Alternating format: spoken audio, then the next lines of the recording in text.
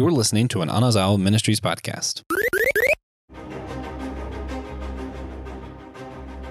So, how is your work life, personal life balance?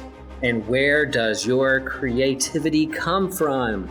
Well, today on Systematic Ecology, we are going to explore these questions through two very different TV shows. Welcome to Systematic Ecology. We are the priests to the geeks. And by priests to the geeks, we just mean that we are the mediators, the curators of the geek and the philosophical and theological.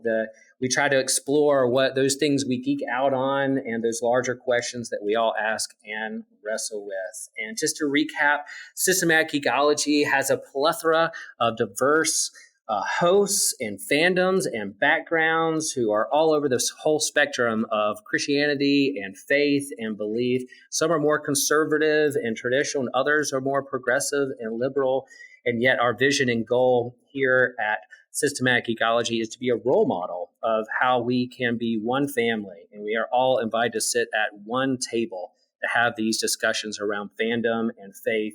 Everybody geeks out on something, and we're committed to curating and creating community and friendship rather than rivals and toxicity. So, boom, I know that was a long intro, but it's been a while since I've done the intro or taken host one here at Systematic Ecology. It's been a long summer, but this may be someone's first episode that they're listening to. So I wanted to let you know who we are and what we're up to. I am Will Rose, one of the co-hosts here at Systematic Ecology, and I'm pretty stoked about a special guest that we have today, someone that you have not heard on the airwaves of Systematic Ecology. And so, Sari, I'm going to let you introduce yourself. Who are you and what do you do? Who am I and what do I do? So my name's Sari Martin Concepcion. I am a longtime geek. And if you had video, you'd see that there's a big tattoo of Spock on my right shoulder. So that's my street cred right there. There you go. So yeah. I have a few different identities. I'm going to do it in terms of 3 identities that are overlapping for sure. My day job is I work for a nonprofit that is invested in the academic sector. It's called Blueprint 1543. You can do blueprint1543.org if you want to learn more. And it's invested in helping Christians embrace the sciences and know how to integrate the sciences as a way of knowing. And I help create content for that organization. I make videos, I make podcasts, I curate classes to help people of Christian faith dig into the sciences in an approachable way. Then I have a side hustle, I guess. I don't know where I put my the full extent of my weirdness is in more of my filmmaking. I do writing and directing. I develop projects with my husband, who's also a filmmaker, and together we call ourselves Secret Art Project. So there is a website for that too, secretartproject.com. And then the last part, which some people who listen might be interested in, is I partner with my friend Dan Koch, who's got a podcast called You Have Permission that is centered around kind of the Christian deconstruction phenomenon and hashing through psychological and theological issues related to deconstruction. And together we made a website called SoYou'reDeconstructing.com. And so that's people who are yeah, that's sort of related to people. That's sort of curated for people who are sort of starting that process of questioning some of the assumptions and principles that they were raised with in Christianity, and sort of a curated collection of resources to help people sort through that and navigate that. So yeah, those are the 3 realms of my life right now. Yeah. And Dan's podcast I've shared before on this podcast and others, You Have Permission, is one of my favorite podcasts out there. And I love what the posture that Dan has in terms of navigating the big questions around Christianity and neurology and psychology and theology and politics. And I've even shared with him online that I've played the intro to his podcast, You Have Permission, to my confirmation class, to give them permission to ask the questions. Because often we are given bad answers to good questions. And so, and that's kind of what we're trying to do here with Systematic Geekology too, is give people permission to geek out on things and to let people know that you can be a geek and a person of faith, and those can overlap, and you can be both. Those two things in your life, areas of life, can occupy the same room together with one another. You don't have to choose either or. Similar to my posture on faith and science, which first time I met Sari was at a faith and science conference. Our congregation got a grant to go deeper into faith and science, and she was one of the leaders in that project. And I on that conference, I drug Sari and others to this movie, this Star Wars movie called Solo. And so that's right. I know you have a Spock tattoo on your arm, but is Solo still your favorite movie of all time? Is it still your favorite movie? Stop. I am admittedly not a huge Star Wars fan, but right. But I'm not.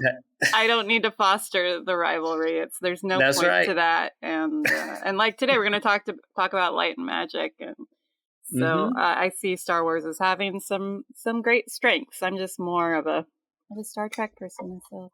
That's right. We've had that conversation before, and no reason to be rivals. We can be friends, occupy the same room, and have fun. It's fun, like good sports rivalry. North Carolina and Duke, pick your sports rivalry out there. We all know that we're human beings, but yeah, those rivalries can get sometimes. But yeah, glad you're here. I do think, though, I'll just say real quick, I think Star Trek is pretty, well, if you're like an OG fan like me, like you're old school, one of the old school fans, you tend to have like a pretty intellectual disposition. It's like, let's go to outer space and just talk about some like ethical problems, Yeah. Whereas maybe that's like, definitely there's some very, interesting ways of approaching those issues, ethical ideas, as was like Gene Roddenberry's whole, thrust. And I think that's still being carried on in some of the series, but I think Star Wars actually maybe has some other strengths in terms of just being imaginative and I don't know. It feels like it's more from the gut than from the head. I don't know. Maybe that's just right. There's a maybe that's an overgeneralization. There's a spirituality of Star Wars in terms of mysticism and the Jedi, and there's like a religion within it. I think for me as a kid, like it was lightsabers and laser guns and ships going through hyperspace that attracted me to that. And so when I tried to watch Star Wars after watching Star Trek, after watching Star Wars, I was like, where are the lightsabers? Where's the lasers? I know they're just like talking. They're just talking on these cell phones. They're talking on cell phones and using stun guns set to phase. And I was like, oh man, why are we phasing people? But which I think that goes into, we'll talk a little bit later, like magic, kind of like George Lucas's, he wanted to do 2001 Space Odyssey, but faster because he loved fast cars. And he mentions that in the documentary that we're going to talk about. But yeah, there's room for all that. And so I know Sari's a big Star Trek fan. So when we go deeper, I have heard from those fans of Systematic Geekology to say, you talk about Star Wars a lot. We need more Star Trek. And we're going to go in that direction. Oh, yeah. When I had my kid, I was like postpartum and just like laid up for a while, after a C-section. And I pretty much watched all of Deep Space Nine. That was, so I'm like, have this weird bond to like Deep Space Nine, I was like, I need to revisit that. And boy, did I ever, so if anyone wants to do like a deep dive on like the old like series from the 90s, I'm all about it. Beautiful. Well, great. Well, let's get to the episode and the topic for today. Today we're discussing two TV shows, as I said, are completely different from one another, but I think they also go together. As Sari and I were planning this, we were talking about how these two shows could go together. It's one is Severance, a 9-episode Apple Plus sci-fi series that's nominated for a ton of Emmys, and the other is Light and Magic, which is a documentary style TV streaming series, 6 episodes, I think, on Disney Plus. But we're going to talk about Severance first. Sari, how would you describe, if someone was like, I saw that Severance is nominated for a lot of Emmys and I have no idea what it's about, how would you describe it in a nutshell? It's going to be tough, but I believe it is, because it's a very novel concept, which is probably why it's got a lot of heat around it. But I'd say the the main theme of the show is about work-life balance and taking that to this dystopian sci-fi extent. So the people who work for the corporation Lumen in this series have agreed to undergo a procedure where their memories are severed between their work life and their personal life. So they go through an elevator down to their offices. And when that happens, the memories of the outside world disappear and you only have the memories of the inside world. So, but what that actually does, what might not be clear from that explanation, is this basically creates two different people. Because if when you're in the office, you only have the memories of the office, you never get to leave. You feel like you get in an elevator and they get right back out of the elevator, day after day. And you never get that feeling of, oh, yes, I get to go home and hang out with my family, or yes, it's the weekend. You only have the memories of the office. And those people don't even know anything about their personal lives. I remember people, the people out, the outies, as they're called, they call them innies and outies. The outside personas don't have memories of the office, so they don't know what they're doing in the office. They don't know who they know in the office. And they just have perpetual, home life and family life and personal life. Which sounds great. Perfect. Because I think, there was a day when I know my dad didn't have to worry about, he worked at a bank, so he didn't have cell phones.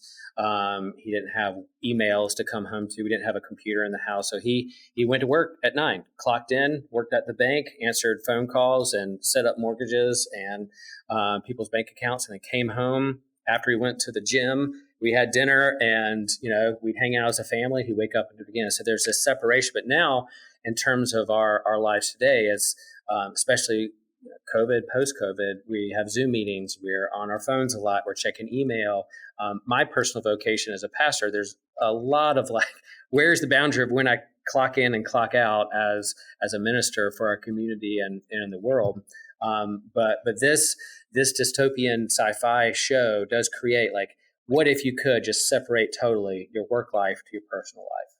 And people choose to go under this program to put a chip in their brain to sever those memories. And there's even people out there's people that are protesting. They're like, this is unethical. You shouldn't do it, even though people chose to have this done to them. There's a great cast. You have Adam Scott, who plays Mark. You have Patricia Arquette, who's kind of the boss, and so other people. Even Christopher Walken is like a worker in this show. And so you see these people who work together in the office, and like you said, they don't know what their outside personal lives are, and they're okay with that, I guess, except for one, Haley, what's her name? The Helly. one that was Helly. Mm-hmm. There you go. It's a play on words. Her name ends up being Helena. Yeah.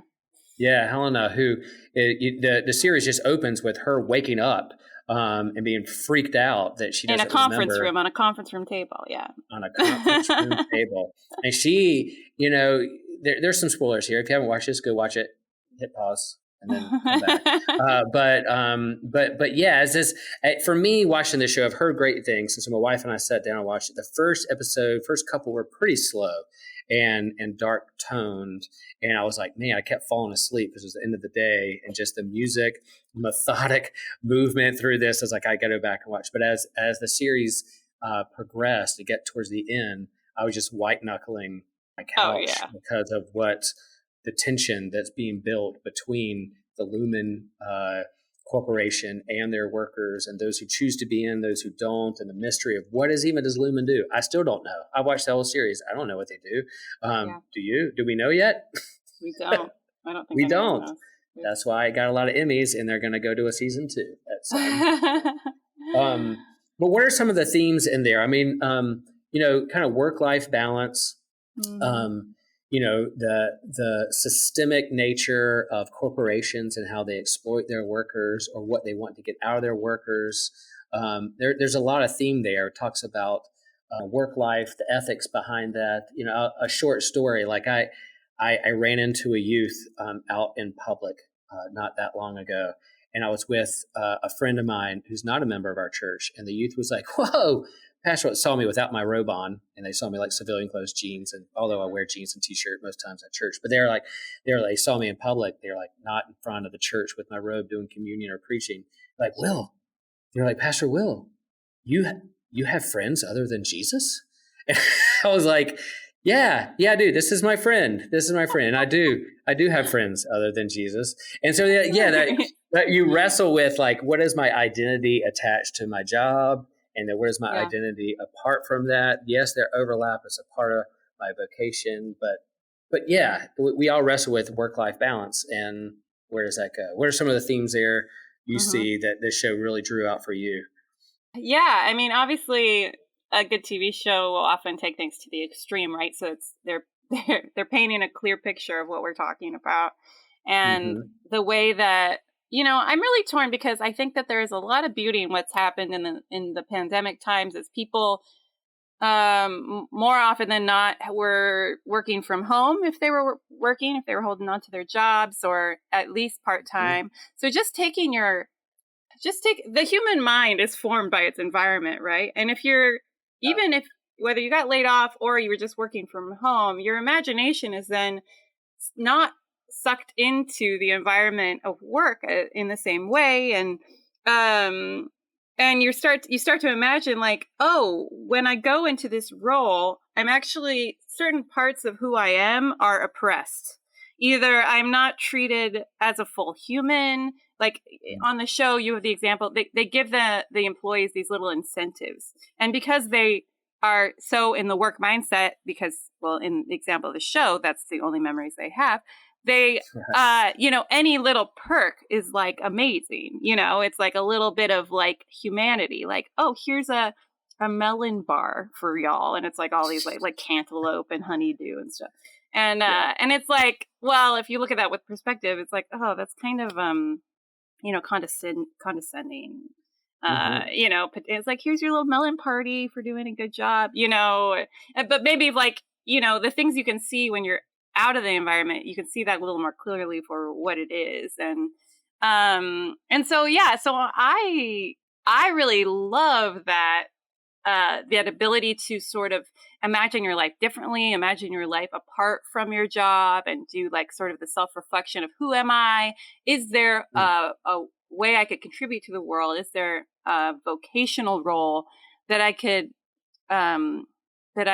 step into that's more in line with my values and who I actually am as a person, and where I would not be, oppressed in these different ways, or like treated in this like dehumanizing way, like I'm a cog in a machine or something. Yeah. At the same time, I want to acknowledge, this is where the tension is too. I want to acknowledge there's a level of privilege in that.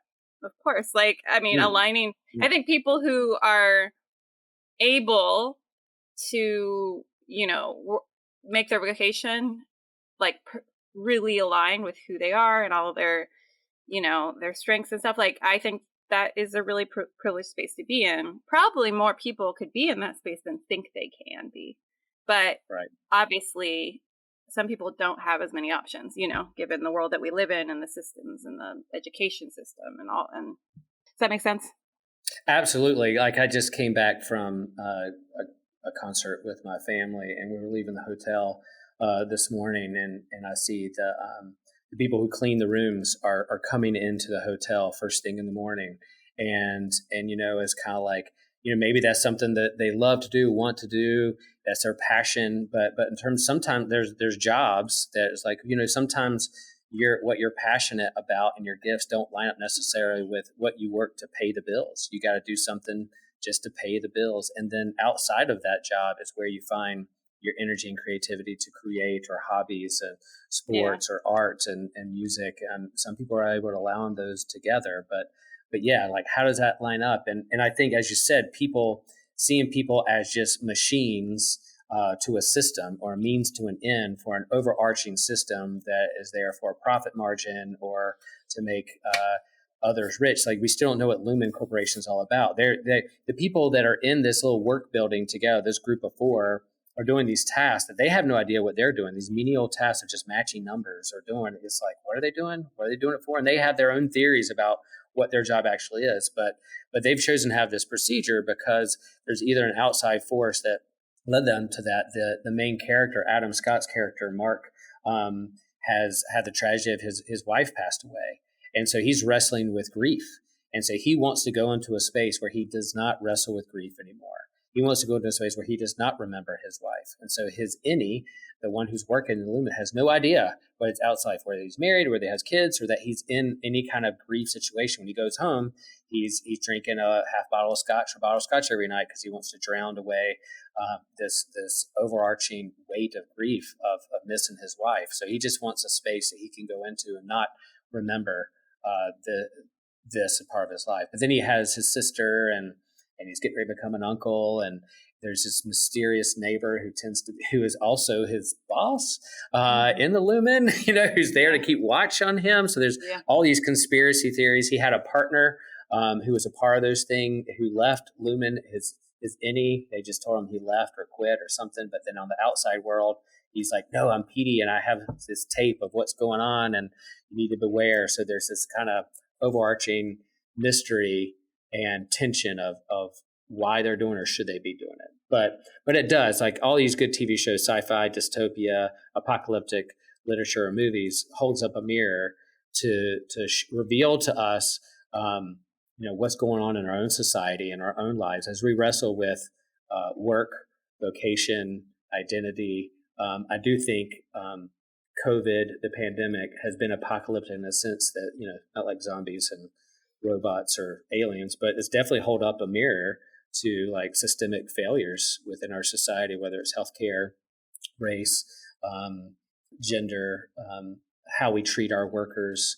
There's this whole underlying thing of the great resignation of people saying, you know what, I'm not going to go back to those jobs. I don't want to do that anymore. There's more to life than that. Or a quiet quitting that's happening. Even I see it in my congregation, people who did the smaller task around church, whether it's Altar Guild or helping usher. They're like, you know what? I don't want to do that. I've did that forever. I'm going to do something different. That's not feeding my soul. So I want to do something different. And so I think this show really lifts up this kind of age-old question: what do I do in my work life, and what is my personal life? The whole book of Ecclesiastes wrestles with this existential question of, like, I toil all day and it's all for nothing. It's dust in the wind. There's that kind of aspect to this show as well. Yeah, that's why, just to zoom out for a second, I think like what you're doing with this show is really important. Actually, it's not just like saying you have permission is like not the podcast. But you have permission to be into like geeky stuff.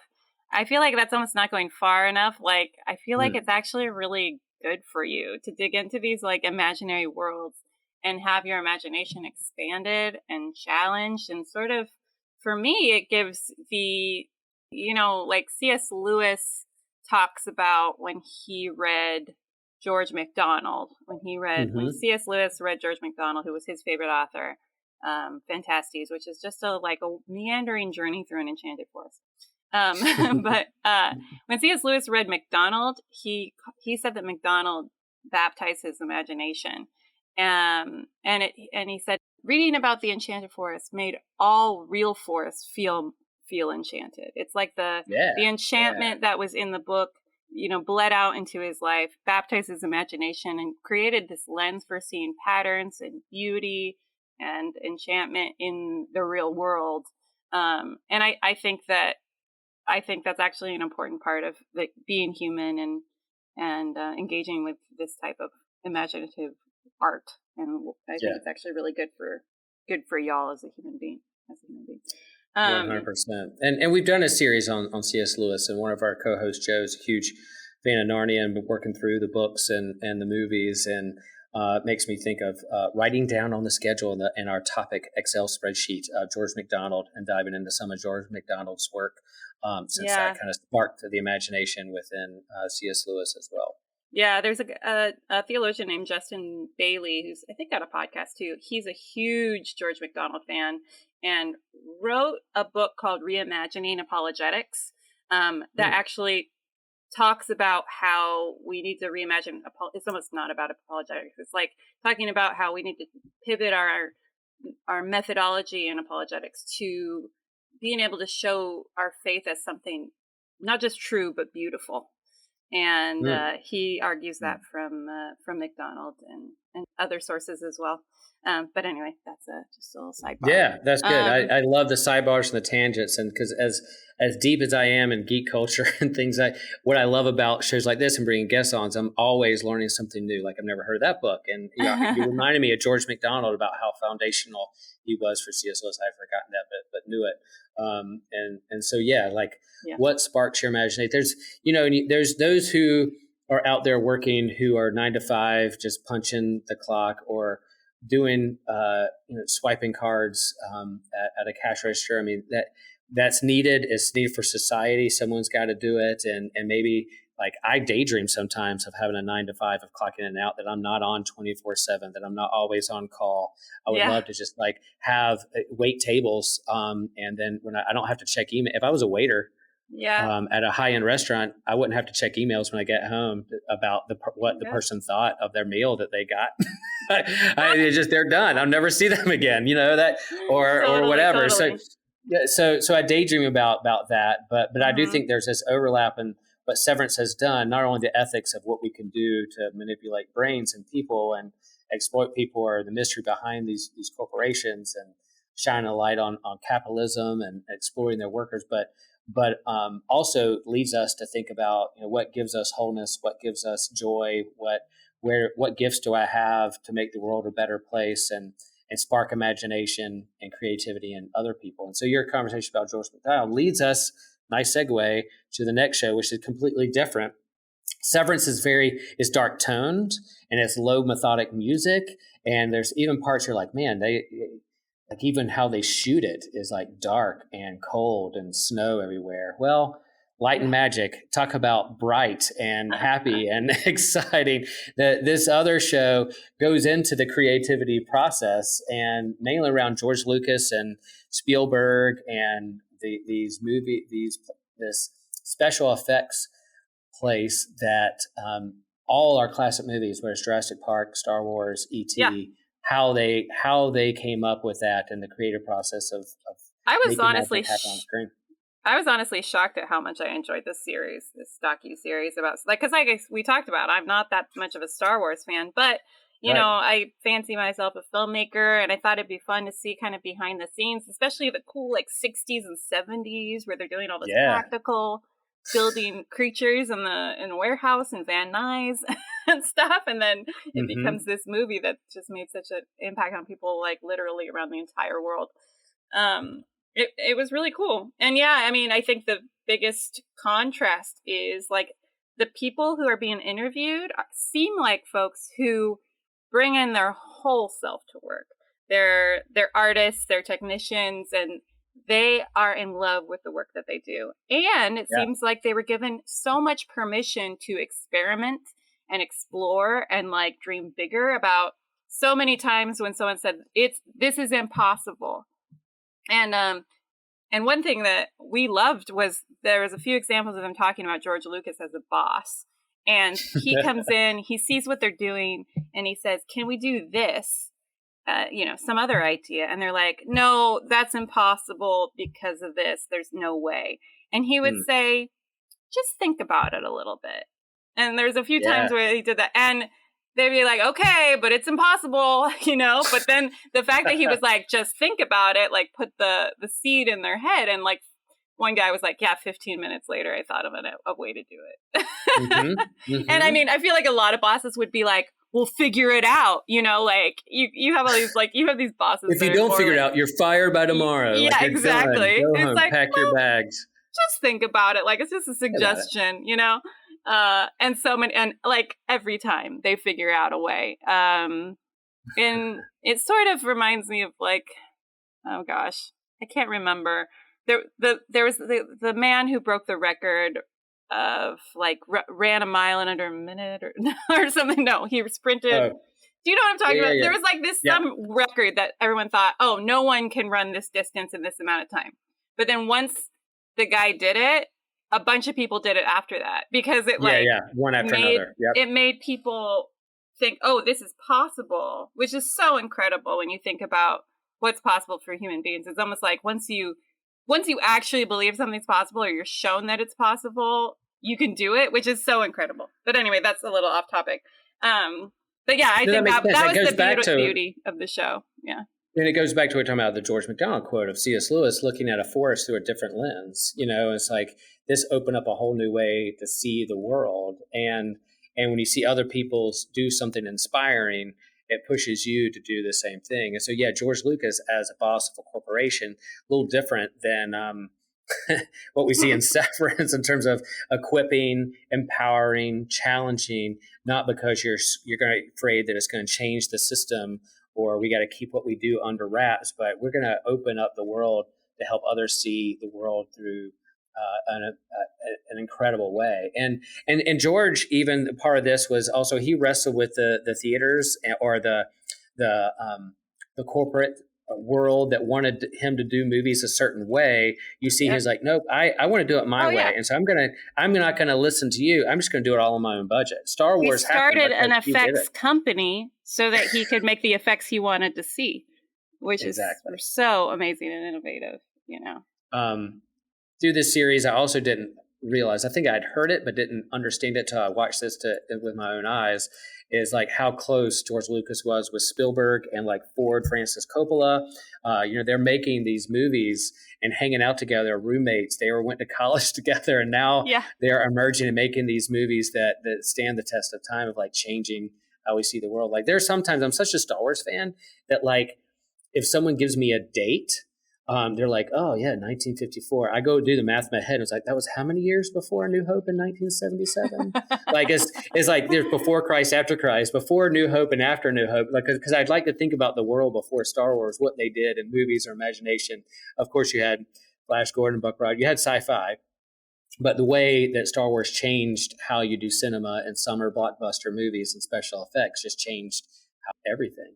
And so this particular documentary, as you watch it, look at the gleam in their eye, the creativity, how they are inspired and being pushed to go. Now, again, George Lucas himself he went through a marriage, a divorce.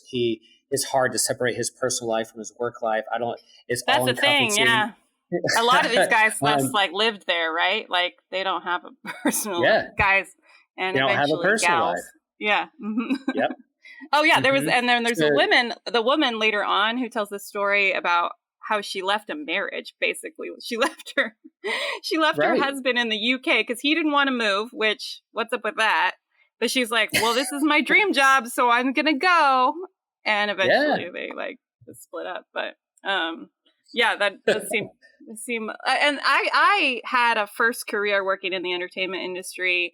I worked for like 12 or 13 years. I worked first as a PA and then different production roles. And then I ended up at a management company managing rock bands and also Rob Zombie, who's a filmmaker.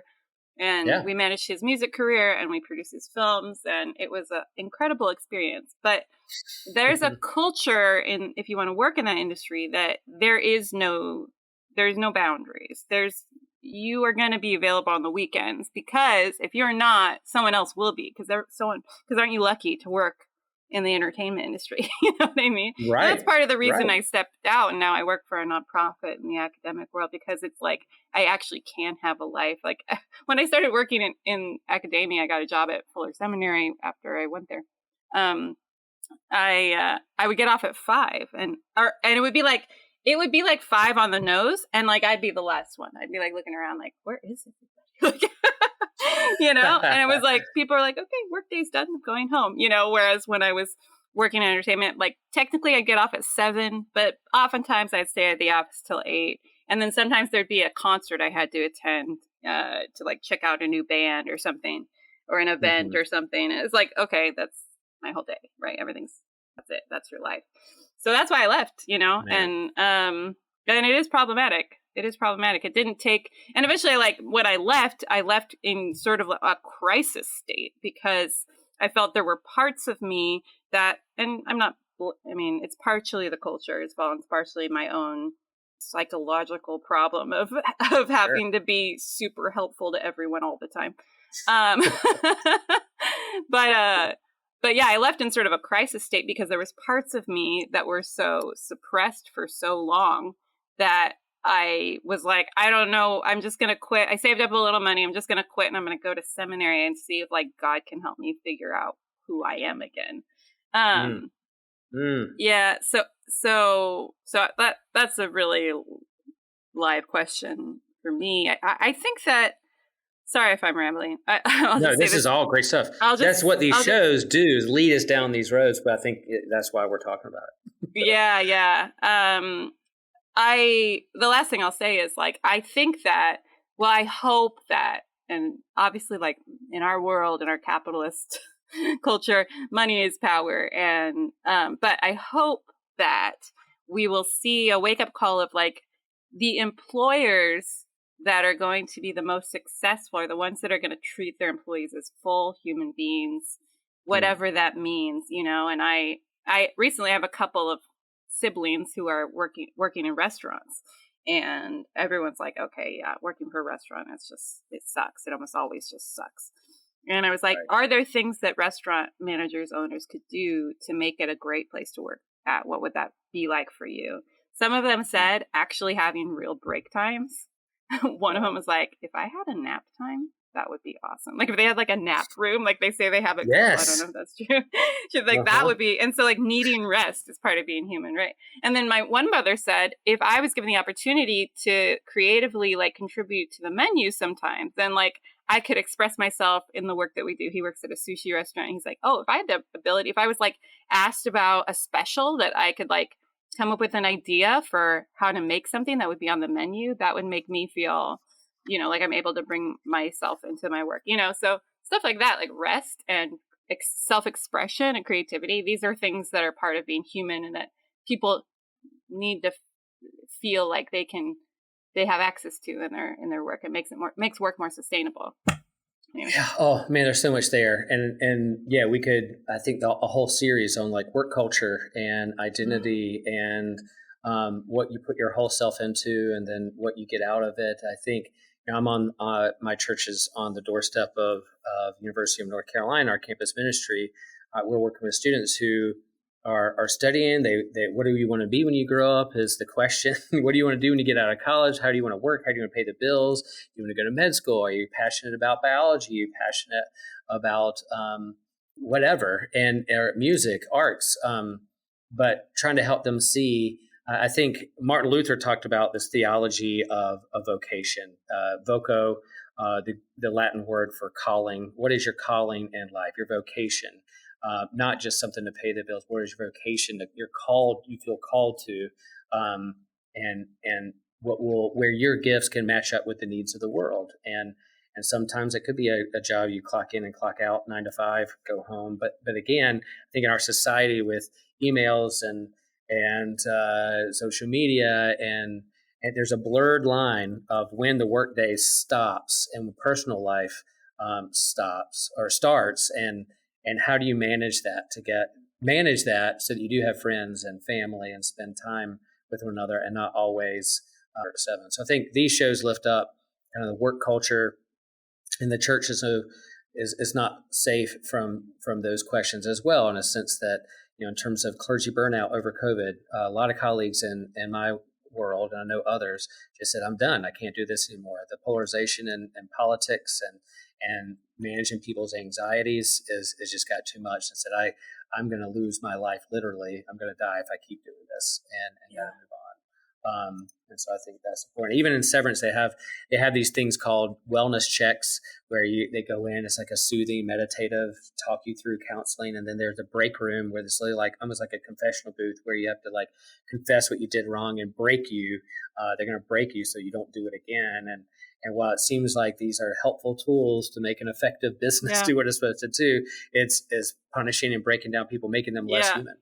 That the show really emphasizes sort of like the corporate propaganda that is sort of using the psychological tools of like religious rituals to keep people engaged in their work, which you see in corporate settings a lot, even not so corporate settings, like entrepreneur culture too. Like you create sort of a religious excitement around the company mission, And you think that's the way that's going to keep people engaged and loyal, like create a sense of loyalty. But ultimately cracks start to show, which was why I thought the film also worked as a good analogy for when people are deconstructing their faith, because a lot of times, like you mentioned earlier, bad answers to good questions. That's what they're experiencing at Lumen at work. They're being told, like, this is the highest call on your life, is the work you're doing right here, right now. But then these cracks start to show, like, wait, this doesn't make sense. And actually, I'm being treated pretty poorly here. And then I wanted to bring up, that's why when they accidentally leave the management of the severed floor, who they're not severed, they accidentally leave out this like crappy self-help book, which is just like the most like stereotypical kind of self-help advice. It's like, it's probably the funniest part. It's one of the funniest parts of the series. It is. But they find the book, these severed employees, and they start reading it in like bathroom stalls secretly. And it's breaking their thinking open, because they're just getting the most basic. They've never read a book outside of the company manual. So it's just putting all sorts of cracks in their assumptions about the way their world is, which is only at work, So anyway, I don't know if you want to comment on that or. Oh yeah. The pillars that hold up are starting to shake. The foundations start to shake because they're getting some insight from outside, and the whole thing of being severed, so you can manipulate them to be all in for this company. But they start to get outside influences of what life could be out beyond this, and what their lives could possibly be like. What, I have kids? What, I'm married? I have, what could this be? Maybe I don't need to be separate from my other person. The curiosity of who my other person is outweighs any kind of propaganda that the company is going to lay on you, why it's so important for them to be there. Right. And there's that important moment where is that Dylan? Dylan, yes. And that actor is just so good. Zach Cherry. Zach Cherry. Yeah, Zach Cherry is really great. He's through something that's too long to explain in here, but he's able to have his innie is able to have maybe a 1 or 2 second encounter with his Audi's son, which is with his actual son. Yeah. And that is enough to destroy his commitment to Lumen. He, in one of the most joyful scenes, when they actually they get to have a dance party because they achieve a goal.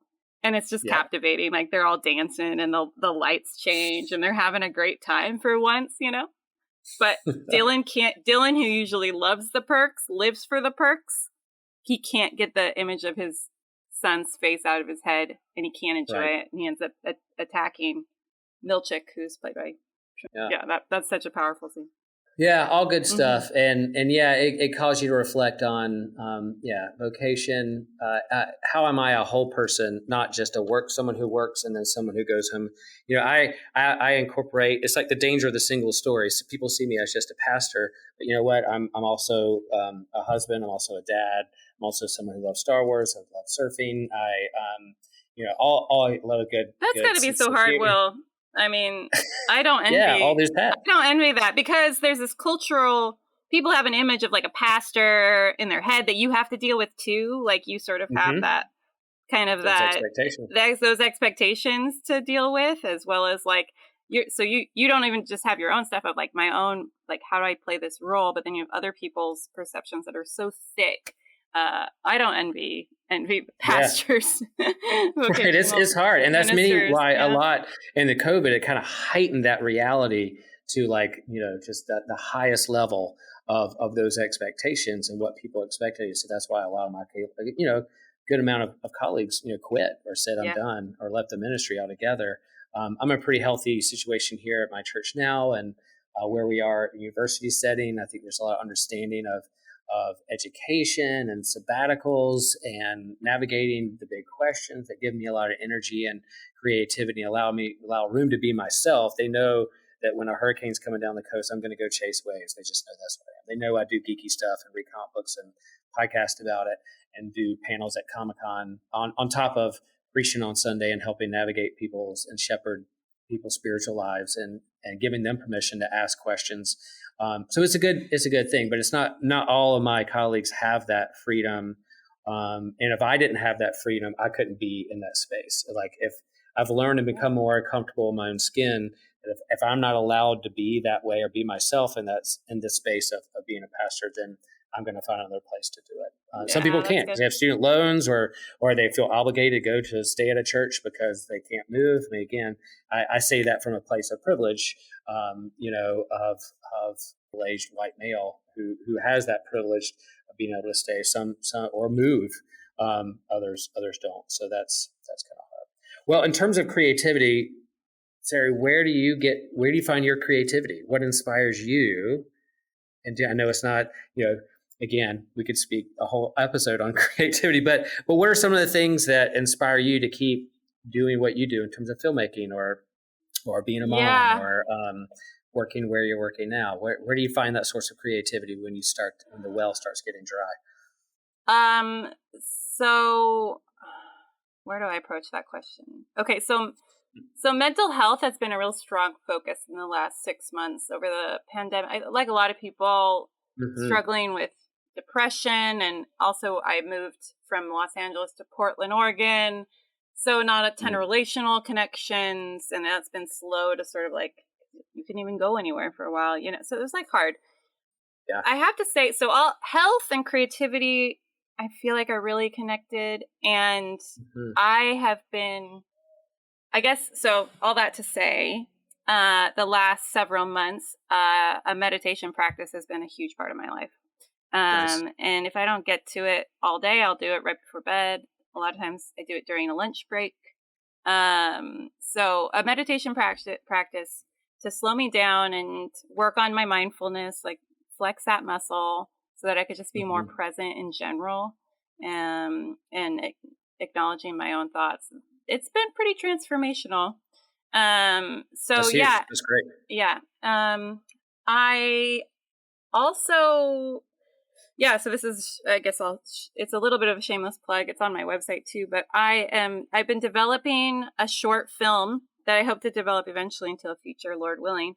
But the short film concept is about a woman who's a winemaker, and that was inspired by just the culture here in Portland. There's actually a huge winemaking community, and I was learning a lot about fermentation processes and how interesting that was. So the logline for my film is, it's a sci-fi film. It's a winemaker with a cosmic secret, must finish the year's vintage before her enemies catch up with her. Dude, I love that pitch.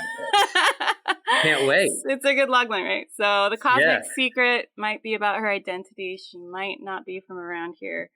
So I'm really excited about that project. I'm really inspired by the idea, and I've been developing and world building, and soon I'm going to be fundraising. So if you type in winemakermovie.com, it takes you to a page on my website where people can sign up for updates once I start actually producing the film. I'll do a crowdfunding campaign and all that kind of stuff.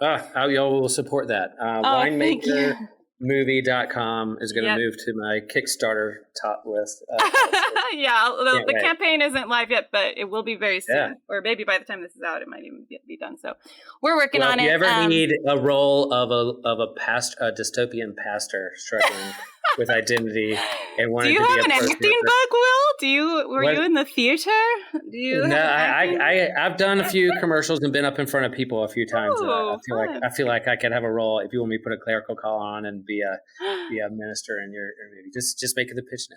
I love it. I'll keep it in mind. So, and then after the baby goes to bed, Steve and I like to watch movies. We try to watch a broad range of movies. I'm going to just say a few of the last few movies I watched. Annihilation. Been pretty into some Alex Garland stuff lately, though I haven't watched Men yet. And then there's on Hulu, there's a movie called Prey, Prey. Yeah. Have you heard about that? It's a new Predator It's thing? in the Predator universe. Yeah. Oh my gosh. It's a lot of fun. I highly recommend it. We watched Blast from the Past with Brendan Fraser. also sci-fi, super fun. Okay. And It Follows, which is a horror film about a sexually transmitted curse. That's actually a beautiful film. So that's all in the last 2 weeks. We watched those movies, a pretty diverse, broad spectrum of movies that keep the creative juices flowing. Hey, all that's good. Like I'll share the same. Like in terms of creativity, I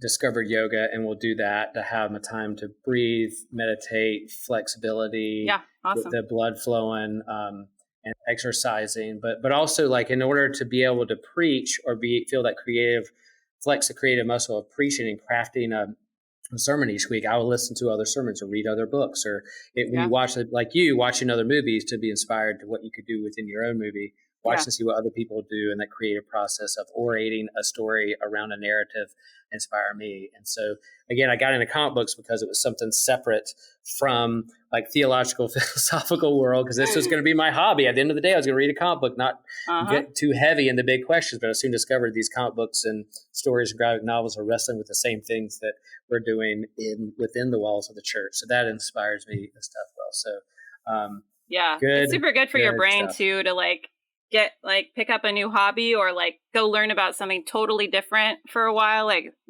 know psychologists always say like that's really good for your brain, especially as you get older. I'm not saying you're getting older, Will, but we're all getting older. In a week and a half.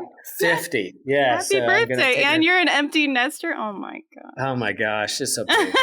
Things are changing. New hobbies around the corner. You're going to have some space for new hobbies. Yeah. Yeah. There you go. Well, you've already talked about, we'll get to the end of the show, the wrap up time. You made some recommendations of those that you're kind of staying plugged into, and the movies, and the movies.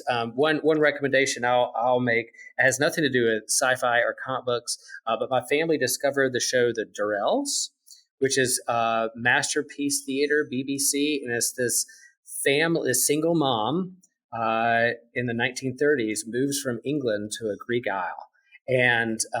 island to kind of get back on their feet, and it is so charming.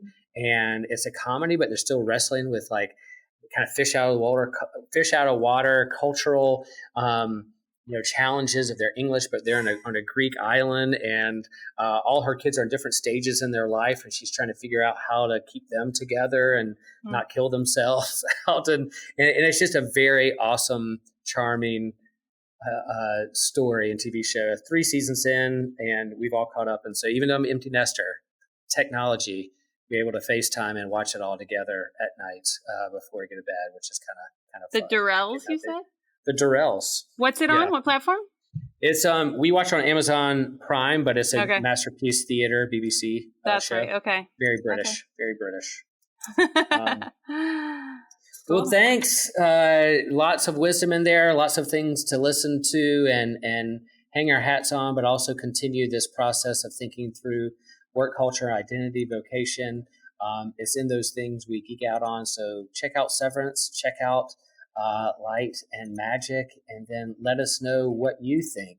Go to our website. We have at systematicecology.org. You can find the host there and those who are involved, but also you can shoot us a message about what you think about those shows, or if there's anything that we didn't talk about, you want to share. We're also on social media. You can let us know what you think about that. And Sari, where can people find you? You said you're. Thank you so much for having me, Will. Yeah, secretartproject.com. I think would probably be the main way, and so you're deconstructing.com if you're deconstructing. That's right. And then you need some resources. And then blueprint1543.org is the organization I work with if you're into faith and real science, not sci-fi. There you go. There you go. Science stuff. And I'll make another plug. Sari and I are going to hang out at Theology Beer Camp in October. Oh, heck yeah. There's a ton of podcasts. My church is actually hosting this through Tripp Fuller and Homebrew Christianity, theologybeercamp.com, I think, or .net. Anyway, search Theology Beer Camp. It's theologybeer.camp, I believe. Oh, I think that's it's like a funny URL. Yeah, one of those theologybeer.camp. Trip hunts all those. He always finds the cool URLs. Yeah, that's right. But a ton of podcasters, mainly in the kind of the progressive realm of Christianity and politics, and but also a place where a lot of people are going to podcast. We're going to have a Thor podcast. We're going to have a Bible podcast. We're going to have all kind. Dan's going to be here with You Have Permission. So really excited about that. And if you want to sign up or have questions about what that's all about, message me. I'll be happy to talk to you, DM me, and let you know what's happening. Love to see you in Chapel Hill and attending that. So everyone, thanks for listening. We know there are a lot of options out there for podcasts and streaming, so it's not lost on us that you took the time to listen to this episode all the way to the end. So thank you. And remember, share the faith, share the kingdom.